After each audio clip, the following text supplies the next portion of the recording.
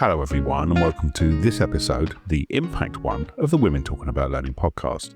I'm Andrew Jacobs. We want Women Talking About Learning to have an impact. It was set up to amplify women's voices, and what impact it makes is always of interest to us. To discuss impact and put women's voices front and centre in the learning development world, with three amazing guests to talk about this topic. Our first guest is Rayanne Lakatina. Rayanne is a certified professional coach who helps busy professionals and entrepreneurs actualize their highest selves and most fulfilling lives. She achieves this by leveraging her expertise as a Reiki master, licensed registered mental health counsellor, and emotional freedom technique. Our next guest is Natalie Ellis. Natalie is Managing Director and founder of Rebox HR, a virtual HR consultancy for UK-based SMEs to resolve their employment queries. Natalie launched Rebox HR in February 2020, and she has significant commercial experience and worked for a number of high-profile companies, including the Woolworths Group, ASOS, Associated British Foods, and Forterra plc. This is Natalie's second appearance on the podcast. Our final guest is Dahlia Stroud. Dahlia's experience extends across roles in both retailers and within the food supply base. As a commercial leader, Dahlia has played an active role in developing commercial strategies to deploy across retail, wholesale, and digital channels, and understands how to target customers to deliver commercial performance. Her focus has included managing and developing retailer-supplier relationships and developing product propositions in both new and emerging markets. Recorded in early November this year, this is Women Talking About Learning. This is Rayanne, Natalie, and Dahlia talking about impact. So good afternoon. It's really nice to be here and talk about some impact. So Dahlia, we've never met before, and it's really lovely to meet you too, Rayanne, calling in from lovely New York.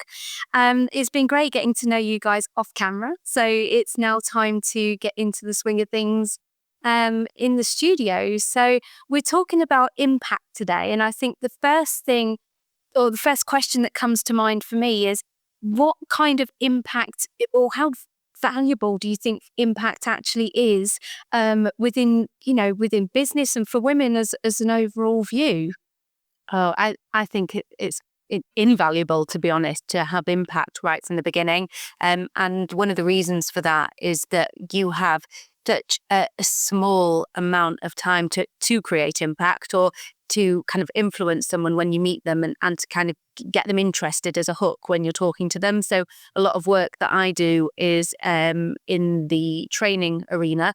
So working with companies to think about how they can improve their presentation skills, and working with individuals from a coaching perspective to think about exactly how they create impact. And one of the scariest facts is that you have something like a nanosecond when you meet someone where they are making a judgment about everything they are seeing and everything they are hearing of you. And if you, I guess, run the risk of don't making impact initially, you've lost that opportunity, be it a sales opportunity, a networking opportunity, a relationship building opportunity. And that's really hard. Yeah, I would agree that, there's always impact. Impact just happens naturally, and you get to decide and prescribe whether that's going to be a positive impact in someone's life or whether it's going to be a neutral or negative impact in someone's life. And you have a short amount of time to do that. With that said, the impact that you can create can be lasting for lifetimes. I think back to when I started my career 20 years ago in personal development. I actually started in pediatric palliative care, and I was serving children who had life-threatening illnesses in their families. And now as a business coach, I still think about those families every single day. And the ripple effect of change that their lives have had on me continues to live inside as a legacy for me. And many of the things that those lovely beings taught me are still with me in my business coaching every single day. And so that impact can be far-reaching, and it can be, positive or negative ripple. So gauging and guiding how you want that ripple to be is pretty important.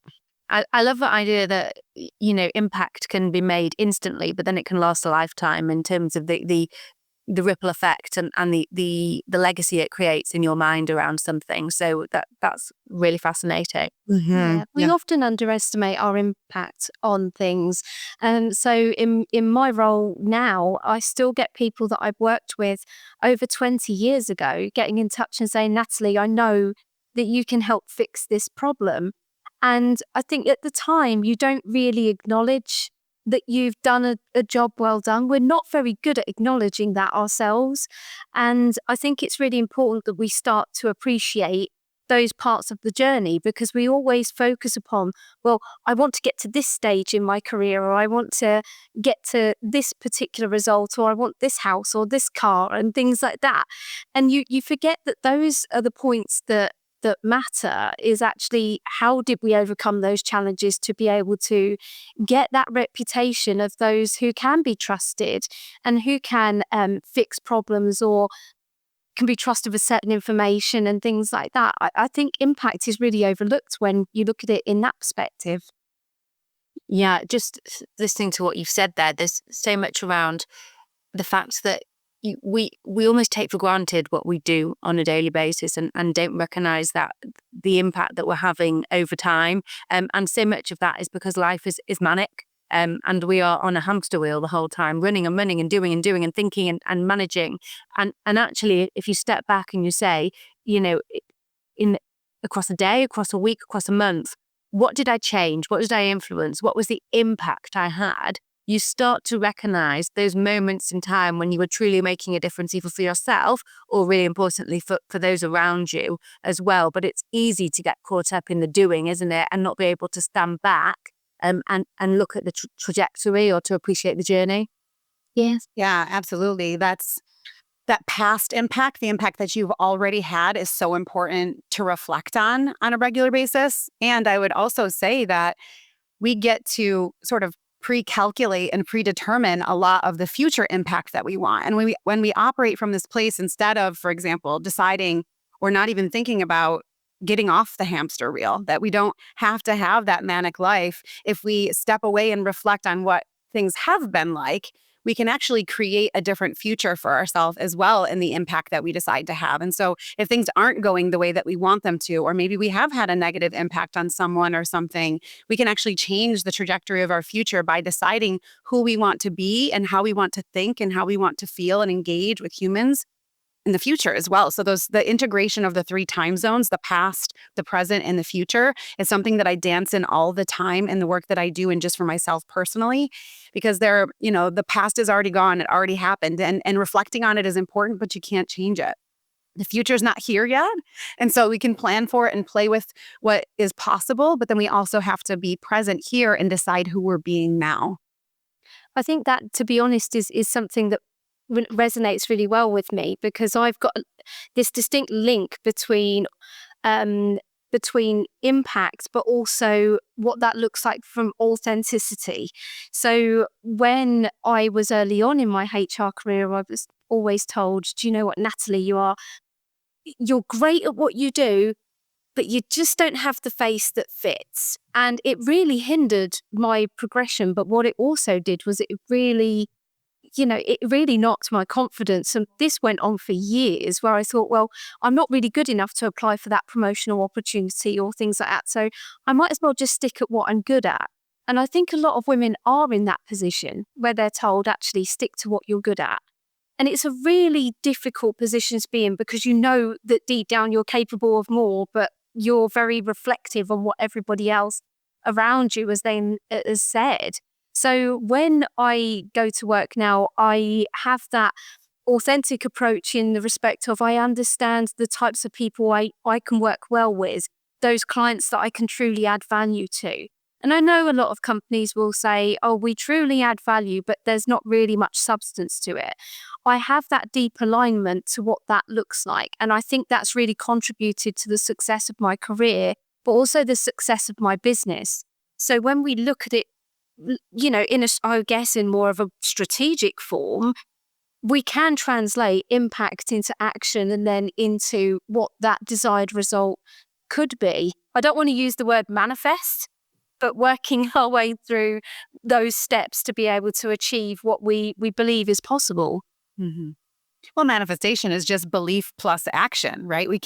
It's not just think and grow rich, it turns out. We have to think and do, which is the balance of the masculine and feminine that sometimes we lose sight of. I will work with a lot of female entrepreneurs who have modeled and witnessed a lot of men in their career and their business engagements, and so they end up operating under very masculine principles, and it's ill-fitting for them. And also many men who are tired of the distorted masculine way to approach business, and they want to integrate those feminine approaches into their work as well. And so coming back to the middle and finding enough of a balance in who you're being and what you're doing, that's really all manifestation is. It's a strong belief and a willingness to do the things that we need to do, which is the harmony of the masculine and feminine, in my opinion, anyway. What do you mean, Rianne? We can't just get it off of, Instagram and then we're automatically winning at manifestation. It's just, you just needed the meme. That's all you need, like the screenshot of the meme and you're good, right? Yeah,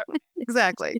Yeah, or just close our eyes and imagine the beach and somehow we're there. No, it doesn't work that way, unfortunately. If you add action behind it, that's where the magic really does happen in manifestation.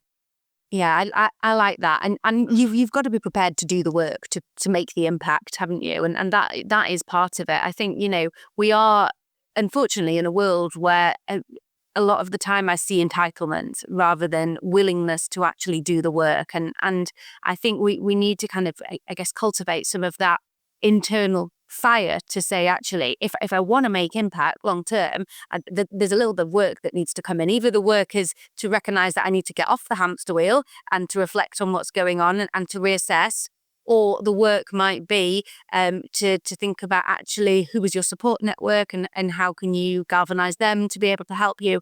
There are multiple different things that we might need to do to help us create impact in the short, medium, long term, and recognizing that there's work to be done is sometimes one of the first steps. Mm-hmm. Yeah. It's getting that motivation, isn't it? And that drive to be able to take the actions in the first place. And, I could have stayed in my corporate career and things like that, but I've always had, and I can only describe it. Rianne, you might be able to explain to me a bit more logically what this is.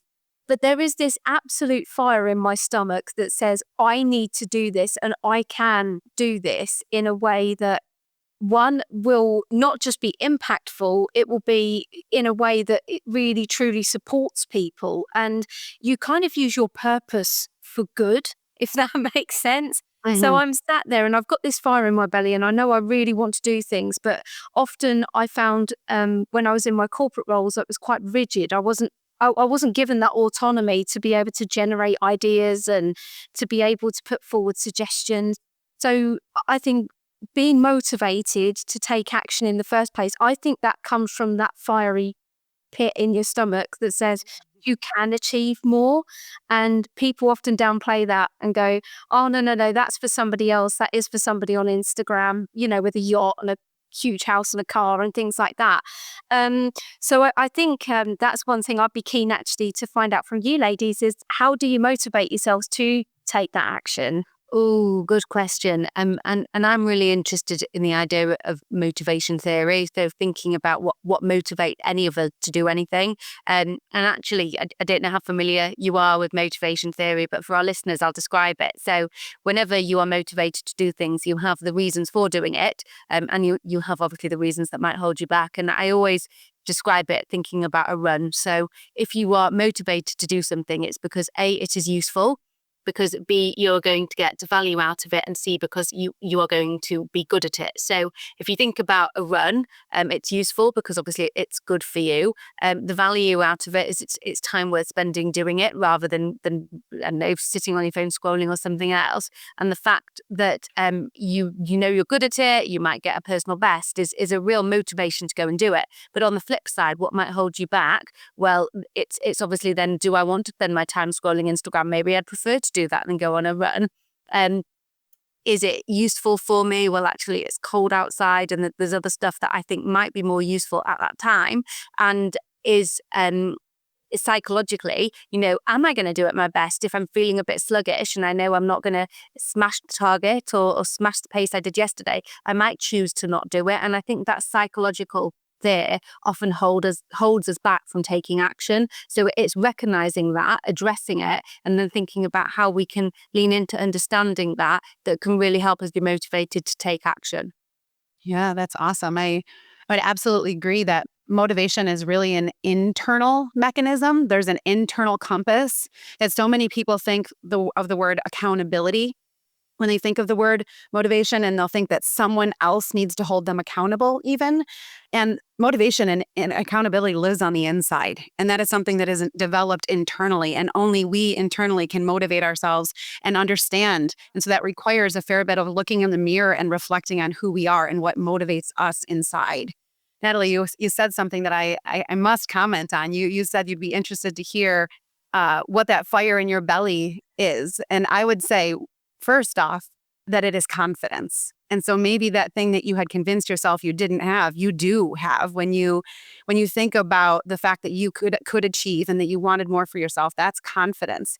The other thing that is an entrepreneurial spirit. The fact that you did not want other people telling you what to do, the fact that you wanted to be creative, that you wanted to be to have autonomy and to be able to decide what your life is going to look like. That's the entrepreneurial spirit.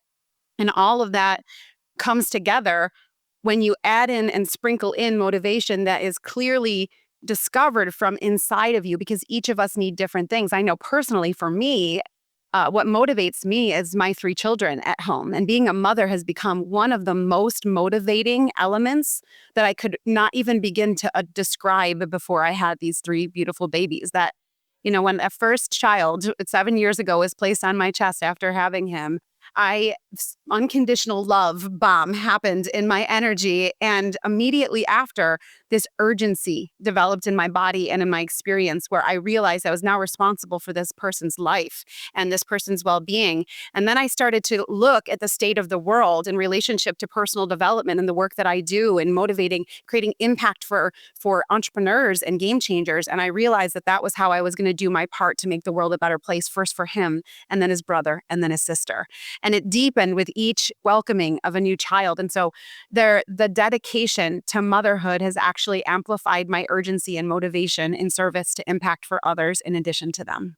Well, think about what impact that had on you then. That's huge, isn't it? Oh, man. Yeah. And Yeah. everyone now that I reach benefits from that unconditional love bomb that I experienced as a mom. And I tend to see that as a benefit of working with me as opposed to a hindrance, where sometimes moms who are working moms are given this bill that they can't do it all. And I don't agree. I actually think that being a mother is a superpower, and being able to have that urgency and motivation come from them is something that I offer the people that I serve, because I am so deeply connected to making the world a better place. Can I ask a challenging question then? Of course. Do you think sometimes women are at risk of trying to do it all and therefore lose their impact in the spaces that they should or want to prioritize? Of course that happens. And I do believe that we can have it all. It just is a matter of doing. So sometimes that word priority that you used, the English root of the word is one, right? Singular. Prior is one focus. And we tend to make ourselves believe that in order to have it all, we have to do it all. And there's this delineation that needs to happen with what is really in my soul's purpose, what is actually in my zone of genius that we have to tap into. And if I allow, for example, when I was, I can share an example right now in my business, that at some point I started to move away from working with very new business owners, startups, because there's only one Rayanne, and I want to be very respectful of the work that I do. And so sometimes you have to say no to one thing so you can say yes to other things. That doesn't mean that you don't have it all and that you're not doing what you're meant to be doing in service to others.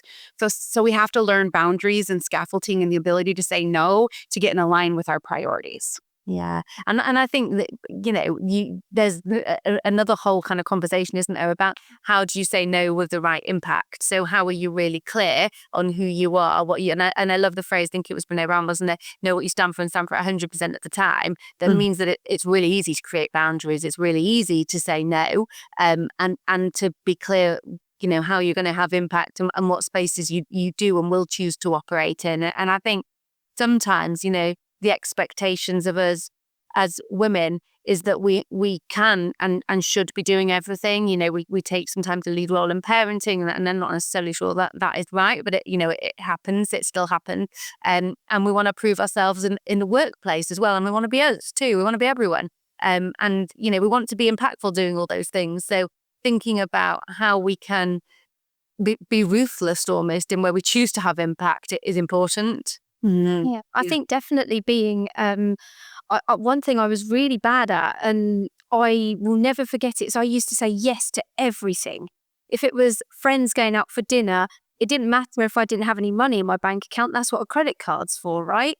So I would go out and I would go and do that irrespectively. No one would know anything of the wiser. It was the same with work. Natty, can you take this on? Natty, can you do that? And then what eventually happened was all of this stuff. And then underneath all of that stuff was a person that was going, I'm overwhelmed here and I don't know how to find a way out.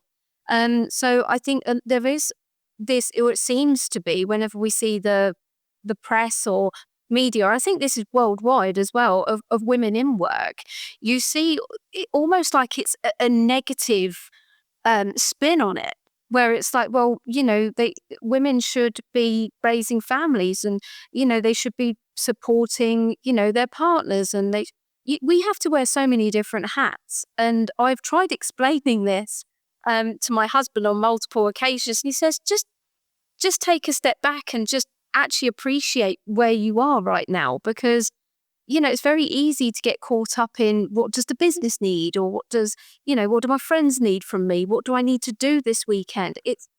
Underneath it is like there is that person, and we have to really understand how that affects us and become more aware of it. So over the past few years, I've had to work really hard on my own development to make sure that I'm not saying yes to everything. I actually say no to more clients than what I do taking them on.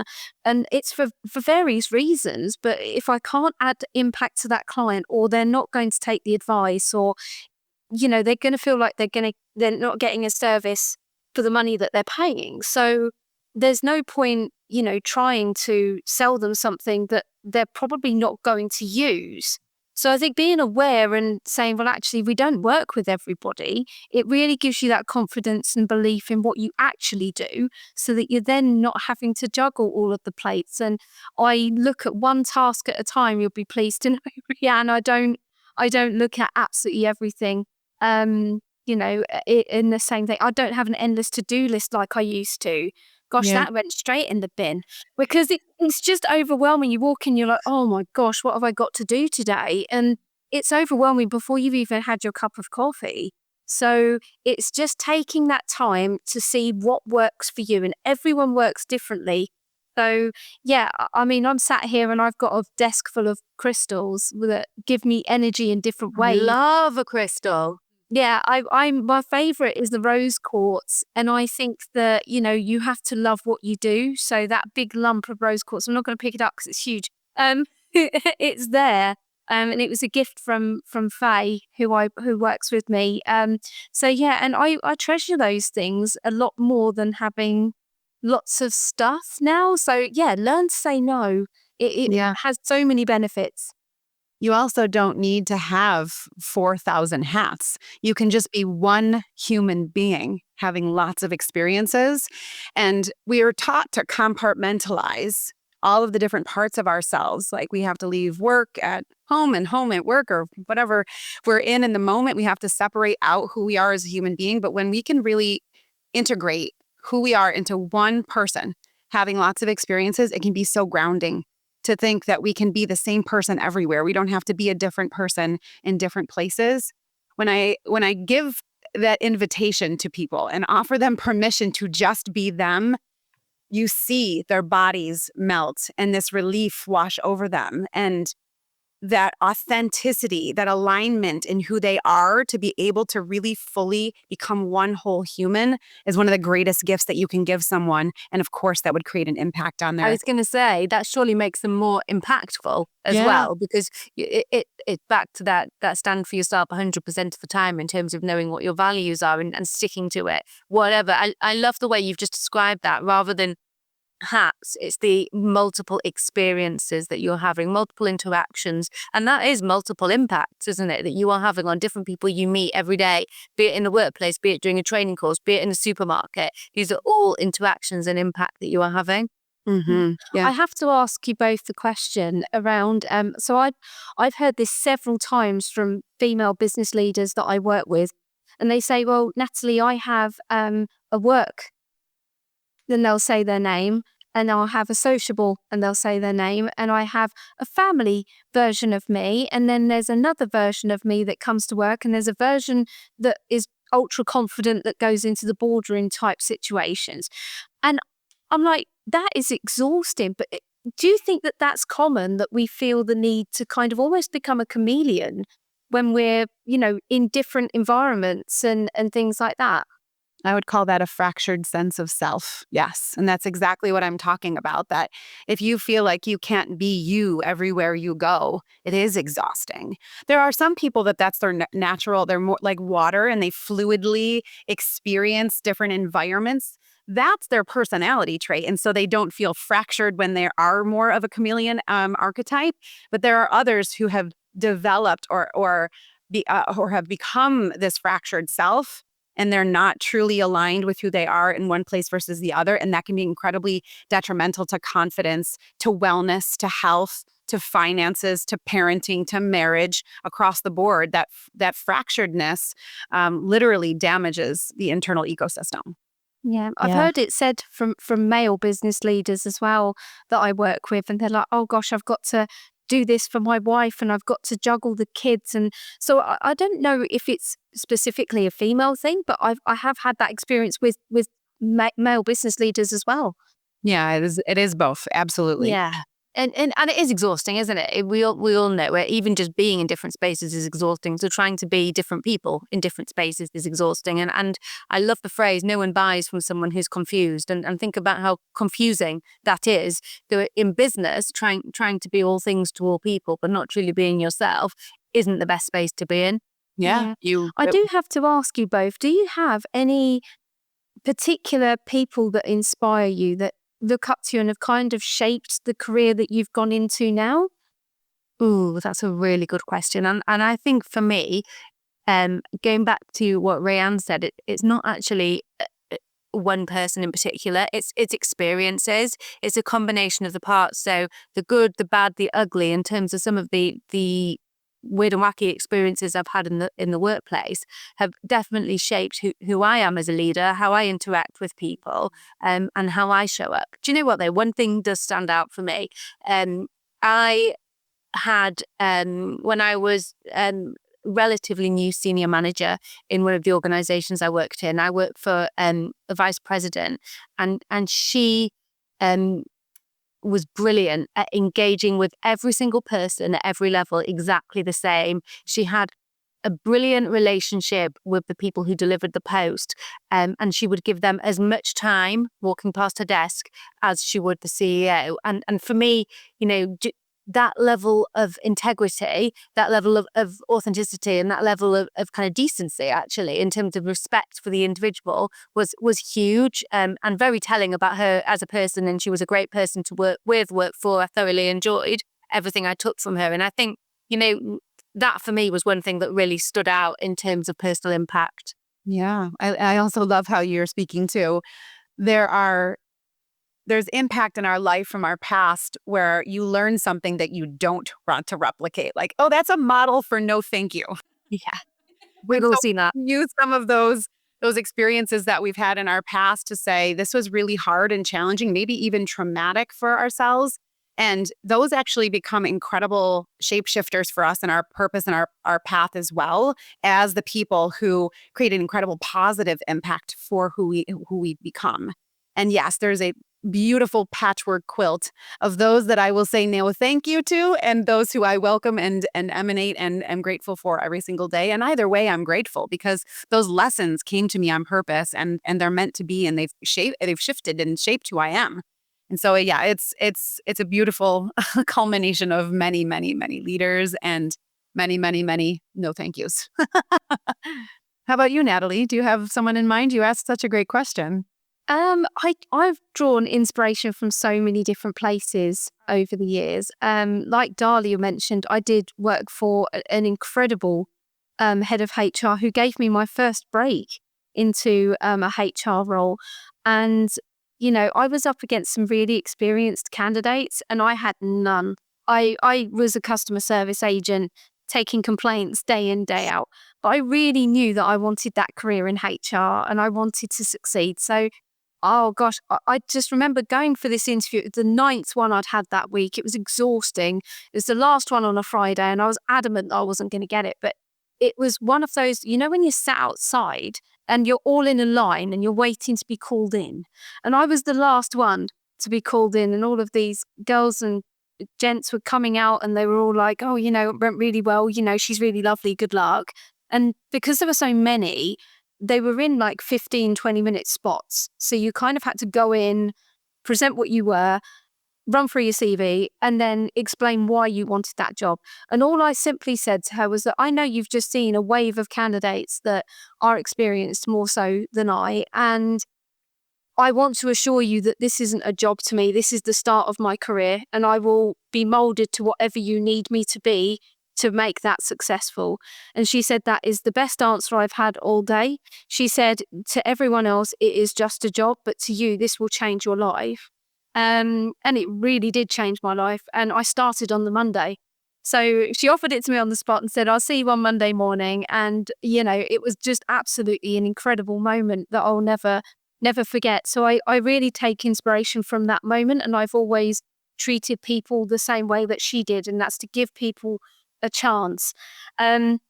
If I'm really speaking candidly, I think one of the inspirations between the motivation and the drive I was talking about earlier, it came from the story of the Spice Girls back in the 90s.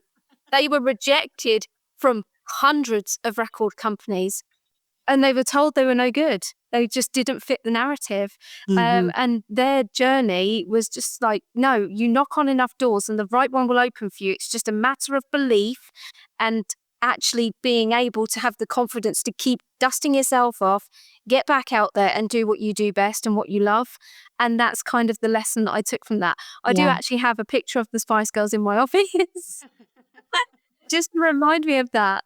I think the Spice Girls are always interesting to discuss, and I am, like you, a big Spice Girls fan. But if you think about the moment that they created for women at a time when it was all boy bands, even in their first music video, they came and they created impact and they brought this kind of whole wave of Spice World mania, didn't they? So, just that impact that they created and how much of that has stuck.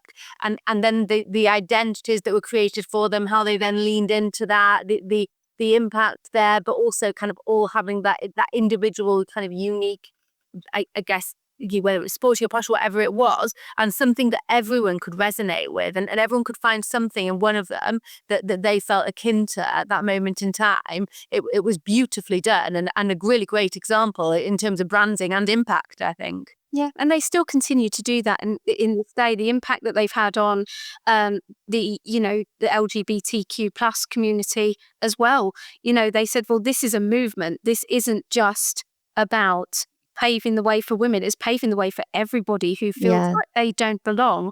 And I do think it certainly is something that's still even relevant, that it's 30 years on now since all of that. And you do find it absolutely overwhelming how quickly the time goes. But, I just think that it's been really, like you say, it's been really impactful, and it's certainly been impactful on my career. And I always think back to what that looks like, and that the challenges are there. You just have to find a way around those challenges to make it work, and it just depends how much you want it. So yeah, that's kind of always been the driving force for me, I think. So yeah. So we've talked Spice Girls. We've talked how do you make impact? And one thing, Rhiannon, you've talked about, which I love, is that obviously we're in the present and the future hasn't happened yet. Where do you guys want to make impact in the future? One of the things that, you shared a beautiful memory, Natalie, that's imparted in your brain. I'll share one too that can illustrate the answer to your question, Dahlia. A couple weeks ago, my book came out, The Integrated Entrepreneur, now a #1 bestseller. So it's my second book. And it was a 2.5-year process to bring this book into the world. I started writing the book on International Women's Day in 2022, 8 days after my daughter was born. And that was that urgency that I was talking about. Like, okay, now I have to do this. And just 2 weeks ago or so, my 5-year-old son was spending hours writing in a journal. And I didn't know what he was doing. It's not something like him to focus for that long without getting distracted. And he brought the journal to me and he sat on my lap and he said, "Mama, I wrote a book and it's called The Mystery of Kindness." And my heart just about exploded all over the wall because in that moment, I realized that he's been watching me and he's been witnessing his mom actualize her potential, even though it's a journey, not a destination. And that's one of the major things is that I want to continue to impart on them and the future generations, as well as the people that I serve, how to continue to transcend yourself in service to others, starting at home, if that's appropriate for you, and in the people that you interact with on a regular basis. So that's really why I wanted to come into this conversation on impact is really, that is the goal for the long-term vision for me, first at home for my littles, but then also, the world is hurting and the world needs a lot of love. And there's a drastic change that needs to happen in order for us to get on the other side of being more loving, being more united, being more supportive, frankly, in taking care of Mother Earth, et cetera, et cetera, et cetera. And there are people that can make that change happen. And it starts with us. And so wherever we can do our part to make the world a better place, that's what I see for myself. And I follow the breadcrumbs. And this most recent iteration was writing a book. I was just invited to speak on stage in front of many people. And I will continue to follow those breadcrumbs and allow the impact to lead me and how to continue to create that change. That fascinates me because when somebody has an idea and they just run with it, I get really excited for them. And I think that that's a really, it's really wonderful that you have that impact on people. And, some of the work that I did through COVID was that a lot of CIPD students reached out to me on LinkedIn that are studying HR qualifications. And they said, "I just want to give up. There's no point. We're going to be stuck inside forever. We're never going to get to be human again." And, there was some real deep, like doomsday stuff going on, and people were really negative. So I gave up a lot of my time for free to be able to speak to them. And I did lots of like Zoom calls with hundreds of these CIPD students. And I said, "Look, we are going to get past this. But what you need to do is to focus on what is important. And if your qualification to you is really important, then keep going for it." And that then led into things like I didn't even think was going to happen. But again, it's like if you want to have that impact, then you've got to be the change that you haven't seen yourself already. So I'm a firm believer in actually taking that action and taking positive steps to make things better, because change does start with an individual and an idea. So when I was speaking to them, I said, "Right, we'll keep going." And we'd talk about, boring questions and things like that and models that they believe are outdated. Some of them had even come up with their own models by the end of the call, which was fantastic. So in all, I think I mentored over 300 people during the course of COVID and said, "Right, you can and you will do this." They're now all fully qualified. They're quite happy, but putting themselves out there and saying, "I need help. I can't turn someone away. I will say to them that you can and you will do this. You just have to realign your focus." How about you, Dahlia? I think for me, I read recently one of my favorite books of the year is Oliver Burkeman, 4,000 Weeks. I don't know if either of you have read it. And it challenges the question, what do you want to be famous for? And it actually says, related to impact, what can you do that will be long lasting in terms of transcending generations? Because if you're not going to do that, don't bother, basically. And I think what you've said there about actually creating impact for other people that will continue to be paid forward enables you to then make sure that that lives on through generations and actually makes a meaningful difference, which is so powerful. And, at the end of the day, the impact, what's it for? Is it to better promote me or to better promote you? Or is it to be able to make a difference for more people on a larger scale? And I really hope that's what happens. I'm conscious that we have been talking about impact for a long time, and I'm really hoping that it has been impactful for our listeners. Do you, either of you, have anything that you would suggest for your audience, for our audience, to help them have more impact in the day-to-day? Well, I don't know about you guys, but I definitely will be journaling and reflecting later on the question, what do you want to be famous for and how are you going to go after that? I I think that's a really great starting point based on what you just said. And really, ultimately, what my tip is that impact starts internally. And so going inward and reflecting on what that means to you and who you want to be, and then thinking through what you're going to do to be that person and march that fame story or whatever that looks like for you. That's really internal work. It is not, you're not looking externally and trying to find someone else to tell you to do that or how to. It's really about going inward, looking in the mirror and spending time getting to know yourself, love yourself, and honor yourself. And then that impact will ripple naturally from your energy being and who you are. So internal work, whatever that looks like for you, thought work, journaling, gratitude work, counseling, coaching, there's lots of different ways to do that, but begin getting to know yourself and then your impact will be everlasting. Yeah. I'm going to steal one of yours, Rhiannon, and I'm going to say actually is manifestation. It's not just the impact isn't about having the belief, it's about taking action as well. So not just thinking, I want to make impact or I believe I can make impact, but thinking, and therefore where am I going to make impact and going and doing it? Yeah.